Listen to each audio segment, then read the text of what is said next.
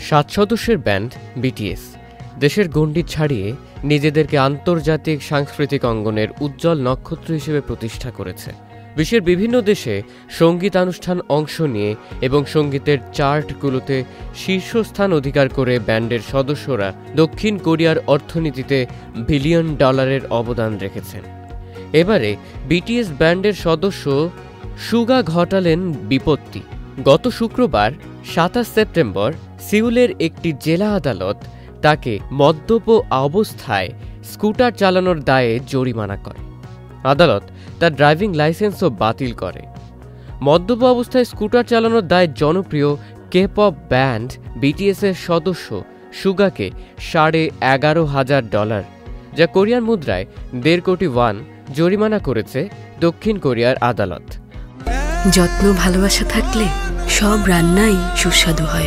ACI pure শাহী বিরিয়ানি মশলা, রান্না হোক ভালোবাসার ভাষা।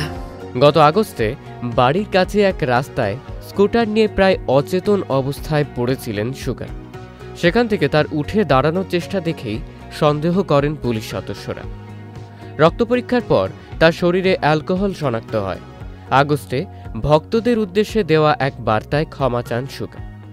তিনি বলেন, মদ্যপ অবস্থায় বৈদ্যুতিক স্কুটার চালানো নিষেধ, এটা তার মাথায় ছিল না।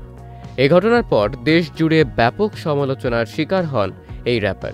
এমনকি অনেকে তাকে বিটিএস ছেড়ে যাওয়ারও আহ্বান জানান। পপ তারকাদের কাছ থেকে সাধারণত এ ধরনের অনিয়ন্ত্রিত আচরণ প্রত্যাশা করে না দক্ষিণ কোরিয়ার মানুষ। তবে এ সময় সুগার অনেক ভক্ত তাকে সমর্থন জানিয়ে পাশে থেকেছেন।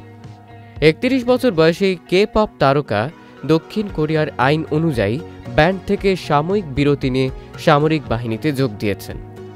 তবে নিয়মিত দায়িত্বের জন্য তিনি শারীরিকভাবে অনুপযুক্ত প্রমাণ হওয়ায় বাহিনীর সামাজিক সেবা এজেন্ট হিসেবে কাজ করছেন সুগা। শাসিদ আজমাইন, চ্যানেল আই।